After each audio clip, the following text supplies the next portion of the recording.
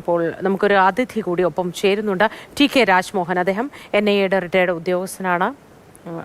നമസ്കാരം. മാതൃഭൂമി ന്യൂസിലേക്ക് സ്വാഗതം ശ്രീ TK രാജ്മോഹൻ. രാജ്യത്തെ തന്നെ ഞെട്ടിച്ചൊരു സംഭവമാണ് ഇപ്പോൾ ഉണ്ടായിരിക്കുന്നത്. ഇത് സുരക്ഷാ പാളിച്ചയാണോ വീഴ്ചയാണോ എന്നൊരു ചർച്ചയാണ് ഏറ്റവും കൂടുതൽ ഉയർന്നു വരുന്നത്.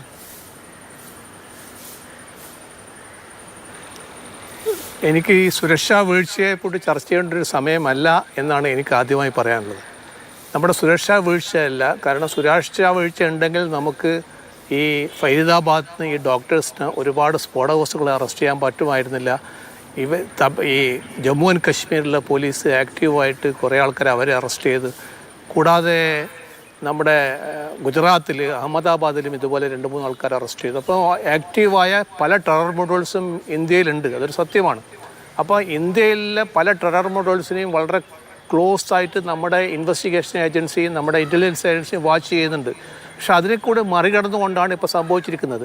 അപ്പോൾ ഈ വരുന്ന വാർത്തകളിൽ നിന്നൊക്കെ നമുക്ക് മനസ്സിലാകുന്നത് ഫരീദാബാദിൽ ഈ പോലീസ് അറസ്റ്റ് ചെയ്ത ഡോക്ടറും അതുമായി ബന്ധപ്പെട്ട ആൾക്കാരെയും അതിൻ്റെ ഒരു എക്സ്റ്റൻഷൻ ആയിരിക്കണം ഇപ്പോൾ നടന്ന ഈ സ്ഫോടനം എന്നാണ് വരുന്ന വാർത്തകളിൽ നിന്ന് സംശയിക്കുന്നത്. അപ്പോൾ അത് ഇൻവെസ്റ്റിഗേഷനിൽ തീർച്ചയായും മനസ്സിലാവും. അപ്പോൾ നമ്മുടെ പോലീസ് സംവിധാനം വളരെ ആക്റ്റീവായിട്ടുണ്ട്. പക്ഷെ അതിനെയും കൂടി മറികടന്നുകൊണ്ട് ഈ ടെറർ മൊഡ്യൂൾസ് ഇവിടെ ഫങ്ഷൻ ചെയ്യുന്നുണ്ട്, അതൊരു സത്യമാണ്. പക്ഷെ അവരെ കണ്ടെത്തുക, അവരെ നിയമത്തിന് മുന്നിൽ കൊണ്ടുവരിക, അപ്പോൾ ഇതുപോലെയുള്ള തീവ്രവാദ പ്രവർത്തനങ്ങൾ ഒഴിവാക്കുക, ഇതൊക്കെയാണ് നമ്മുടെ അന്വേഷണ ഏജൻസിയുടെ ഈ ഉത്തരവാദിത്തം. അത് തീർച്ചയായും പാലിച്ചുകൊണ്ടിരിക്കുന്നുണ്ട് എന്നാണ് എനിക്ക് തോന്നുന്നത്. പക്ഷെ അതേസമയം ഈ ഇതുപോലെയുള്ള ടെറർ മൊഡ്യൂൾസിനെ പോലീസ് കണ്ടെത്തുന്നുണ്ട്, അവർ അറസ്റ്റ് ചെയ്യുന്നുണ്ട്.